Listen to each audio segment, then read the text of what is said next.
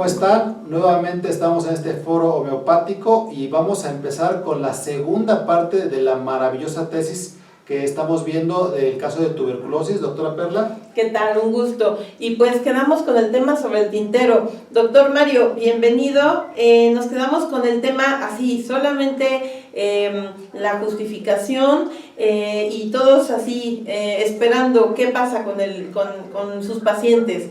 Entonces estamos viendo el manejo de los pacientes de tuberculosis con medicamento homeopático aunado a, bueno, tratamientos que ya tenían establecidos. Y entonces, cuéntenos usted, ¿qué pasó? Les decía en el programa pasado que en México está prohibido suspender el tratamiento convencional. Entonces, si queremos utilizar otra alternativa, como la medicina homeopática, tendrá que ser conjuntamente con el tratamiento convencional.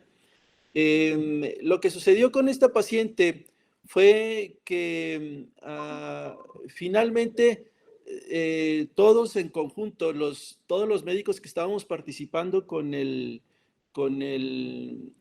proyecto, que se le llamó proyecto Loreta, se llamaba la muchachita primera que nos desafió con el problema de la tuberculosis. Los objetivos era comprobar, nosotros queríamos comprobar si podíamos tratar un paciente con tuberculosis complicada aunado al tratamiento convencional, agregándole medicamento homeopático. Queríamos comprobar si era efectivo, si podíamos revertir el desenlace fatal que ya era esperado con esta paciente que tomamos como estudio. Específicamente nada más eso, no queríamos saber otra cosa, no queríamos saber si podíamos resolver el problema hepático, no queríamos saber si podíamos resolver otras patologías agregadas.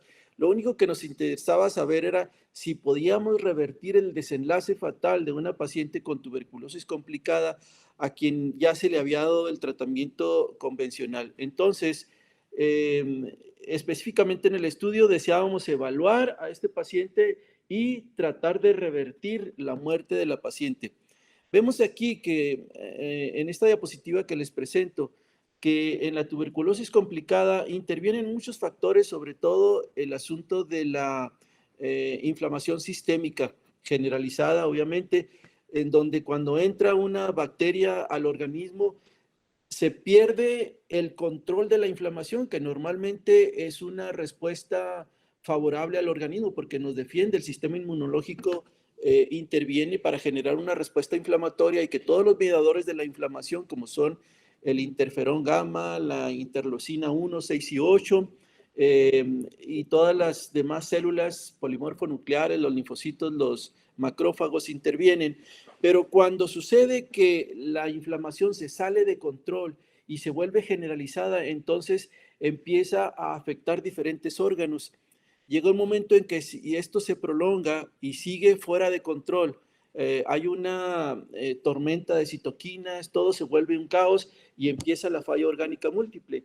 Cuando los pacientes entran en una falla orgánica múltiple, el 90% mueren en menos de 10 días. Era lo que estábamos temiendo nosotros con esta paciente que estábamos estudiando, porque ella venía ya complicada, no solamente de su tuberculosis pulmonar, bueno, no es de ella, de tuberculosis pulmonar, también traía tuberculosis intestinal, también traía tuberculosis renal y pues obviamente tuberculosis ósea, pues no estábamos en la posibilidad de poderlo comprobar, pero estaba tan generalizada el problema de la tuberculosis que ya lo veíamos nosotros que en menos de 48 horas posiblemente la mujer que estábamos estudiando iba a morir.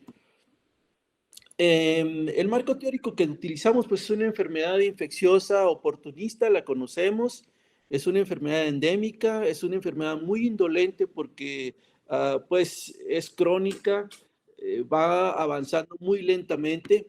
La puerta de entrada principal es la vía respiratoria y uno de los factores que determinan, sobre todo en la etnia que estamos estudiando, es el problema del hacinamiento. Esta mujer que nosotros tomamos como caso de estudio vivía con 9 miembros de su familia en una sola habitación, en techo de tierra, techo de lámina, piso de tierra y techo de lámina, y en medio de la nada, ¿verdad? De las montañas en donde ellos viven. Vemos aquí un esquema de cómo la puerta de entrada de la vía respiratoria, luego la bacteria y todos los factores que complican las infecciones agregadas, etcétera, se vuelven intraarteriales y empiezan a generalizarse en todo el cuerpo. Hay un escape de líquido, se pierde el líquido intersticial. La persona aparentemente está deshidratada, baja la presión y entra en un estado de choque hiperdinámico, se empieza a perder líquido hacia el intersticio y empieza a afectarse el corazón, el riñón, el hígado, obviamente los pulmones y el sistema nervioso central. Cuando nosotros hacemos el diagnóstico, todavía sigue siendo la historia clínica el elemento de oro para poder hacer el diagnóstico. No podemos depender de ningún aparato, no podemos depender de ningún estudio de laboratorio. Tendrá que ser inicialmente la historia clínica la que determine el diagnóstico de tuberculosis pulmonar o tuberculosis complicada. La baciloscopía sigue siendo importante, la teleradiografía de tórax también para poder mirar si es una tuberculosis biliar o es una tuberculosis localizada, el cultivo de bacterias que no siempre se logra. Y ahora contamos con un aparato, gracias a Dios, en el hospital donde estaba trabajando en ese momento. Tenemos el GenExpert, que en México ya desde el siglo pasado lo tenemos trabajando ya con una sensibilidad del 70 o 75% y es muy específico. Esto es cuando el GenExpert reporta que el paciente es positivo a la tuberculosis, estamos 100% seguros de que se trata de la enfermedad. El tratamiento convencional pues involucra 4 medicamentos que son el tratamiento clásico, que es la isoniazida, la rifampicina, la piracinamida y el etambutol. Nosotros sabemos que estos medicamentos pues son medicamentos muy tóxicos y que se tienen que dar por lo menos unas 24 semanas, esto es casi medio año, y por lo mismo, porque son tratamientos muy prolongados y obviamente tienen muchos efectos indeseables, habitualmente el paciente abandona el tratamiento. Tenemos muchos casos de pacientes que abandonan o truncan el tratamiento, obviamente también por los factores geográficos, viven en zonas muy lejanas a los centros de salud, las familias no viven en poblaciones donde conviven juntos, habitualmente son familias que viven dispersas por toda la Sierra Tarahumara. Entonces es muy difícil que se cumpla con los tratamientos convencionales de tanto tiempo de tratamiento, que casi medio año. Habitualmente lo usan 1 semana, 2 semanas, 1 mes máximo y habitualmente lo abandonan. La tuberculosis multiresistente, que es uno de los diagnósticos que hicimos con esta paciente que estamos tratando, el estudio que estamos tratando, se define como una baciloscopía sin respuesta. Es una enfermedad que habitualmente la tratamos 3 a 5 meses y cuando no vemos respuesta en 3 a 5 meses ya la consideramos una enfermedad multiresistente a fármacos o multifármaco resistente, como es el caso que nos ocupa en este momento. Si quieren decir alguna cosa me interrumpen, con todo gusto me detengo. Yo me emociono y le sigo y le sigo. No se preocupen, estamos muy atentos aquí. Muy interesante, la verdad es que sí. Gracias. La tuberculosis multiresistente, ya cuando hemos comprobado en estos 3 a 5 meses que no responde al tratamiento convencional, entonces lo convertimos a un tratamiento de segunda mano o de segunda elección o un tratamiento alterno que igual utiliza medicamentos convencionales como son antibióticos y los mismos 4 medicamentos que utilizamos ahorita, excepto suspendemos los que estamos sospechando que ha creado resistencia. Nosotros miramos aquí algunos de los medicamentos, hablando particularmente, por ejemplo, de las fluorquinolonas, que es un tratamiento que se prolonga hasta por 2 años con este esquema que les estoy mostrando aquí, pero que son tratamientos muy tóxicos. Por ejemplo, la fluorquinolona, pues es un tratamiento que cuando lo utilizamos en dosis terapéuticas, es un medicamento que es hepatotóxico, y que incluso trae muchos problemas psiquiátricos cuando se prolonga el tratamiento. El problema es descomunal porque es mucho más caro el tratamiento ya de segunda elección. Los tratamientos deben durar más de 2 años. Hay mucha más probabilidad de abandono, puesto que si con menos tiempo el paciente abandonó el tratamiento, pues ahora recomendándoselo por 2 años, habitualmente el paciente no lo completa los esquemas de tratamiento. Hay mayor probabilidad de abandono por lo mismo. Hay necesidad de fármacos mucho más complejos en esta segunda etapa de tratamiento, ya que la primera etapa no nos dio resultado y obviamente, como les dije ahorita, es mucho más tóxico el tratamiento. La tuberculosis multiresistente tiene varias causas. En este caso particular, pues era una zona muy agreste, viven en comunidades muy alejadas, que incluso se tardan días en poder llegar hasta donde ellos viven. Hay una falta de continuidad del tratamiento por los mismos factores geográficos. Los trabajadores de salud, en muchas ocasiones en los centros de salud, no están bien informados sobre los tratamientos, dar indicaciones incorrectas, etcétera. Falta la disponibilidad de los tratamientos. En algunas ocasiones los mismos pacientes van y lo buscan, sin embargo no encuentran en los centros de salud siempre abastecido con los tratamientos, con el recurso suficiente para poderles dar lo que ellos necesitan.